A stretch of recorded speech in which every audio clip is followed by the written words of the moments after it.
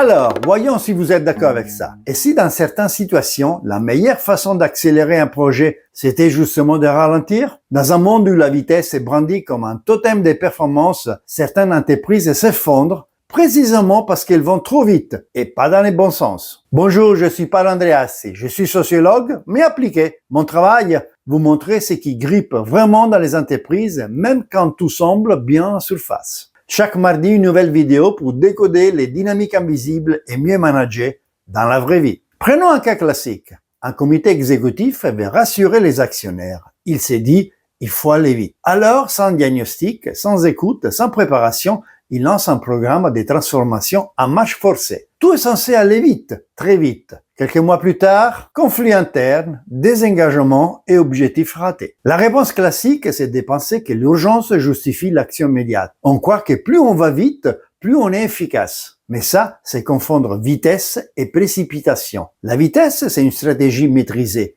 La précipitation, elle, c'est une panique bien emballée. Et dans bien des cas, c'est cette panique qui fait perdre un temps fou.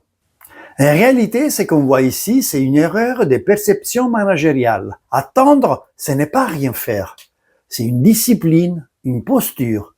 C'est créer un espace pour nourrir collectivement les options avec ceux qui vont les appliquer. Stabiliser les tensions sous-jacentes avant qu'elles n'explosent. Bâtir des alliances solides avec des relais internes crédibles. Comprendre les résistances invisibles, souvent rationnelles mais ignorées. Simuler les effets collatéraux pour éviter les dommages invisibles. Ce n'est pas une pause, c'est une préparation. Et cette préparation change tout. J'ai accompagné une entreprise qui a choisi de prendre 3 mois. 3 mois pour écouter, comprendre, aligner. Et ensuite, une mise en œuvre rapide, acceptée, durable. Pas un miracle, une méthode, une lucidité collective. Jusqu'ici, on a vu comment cette discipline de l'attente peut transformer la qualité d'un projet. Et vous, dans votre entreprise, est-ce qu'on privilégie trop souvent l'action immédiate au détriment de la compréhension? Dites-le en commentaire. Aujourd'hui, on a vu que parfois, la décision la plus urgente, c'est d'attendre. Non pas pour temporiser, mais pour mieux structurer, observer, écouter, aligner et comprendre. C'est ce temps d'attente qui devient un accélérateur redoutable. Ici, dans cette chaîne,